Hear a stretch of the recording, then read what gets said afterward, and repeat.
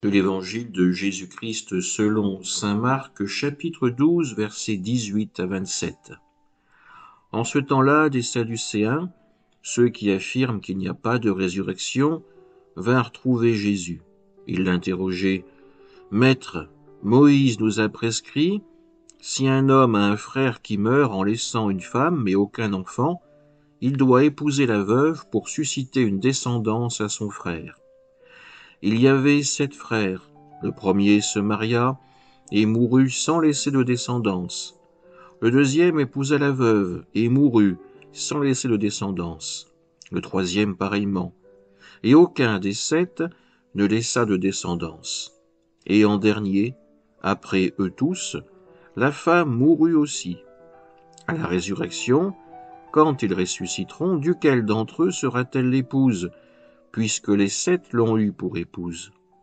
Jésus leur dit, « N'êtes-vous pas en train de vous égarer en méconnaissant les Écritures et la puissance de Dieu? Lorsqu'on ressuscite d'entre les morts, on ne prend ni femme ni mari, mais on est comme les anges dans les cieux. Et sur le fait que les morts ressuscitent, n'avez-vous pas lu dans le livre de Moïse, au récit du buisson ardent, comme Dieu lui a dit, « Moi, je suis le Dieu d'Abraham, le Dieu d'Isaac, le Dieu de Jacob. Il n'est pas le Dieu des morts, mais des vivants. Vous vous égarez complètement. » Acclamons la parole de Dieu. Aujourd'hui, dans ce passage de saint Marc, ce sont les Sadducéens qui cherchent à piéger Jésus en l'interrogeant sur le thème de la résurrection.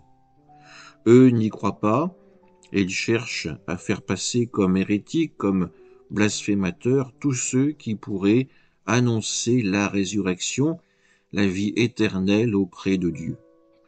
Pour ce faire, ils nous racontent cette histoire de cette femme qui aura 7 maris successifs, et la question, dans le royaume de Dieu, à la résurrection, de qui sera-t-elle l'épouse?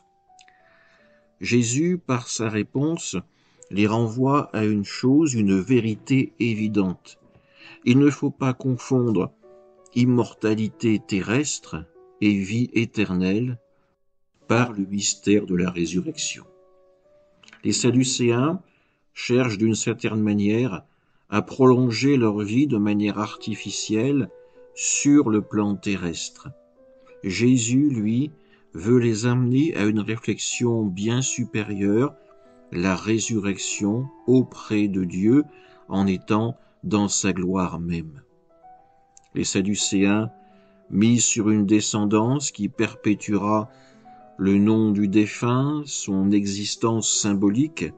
Jésus, lui, nous invite à être vraiment auprès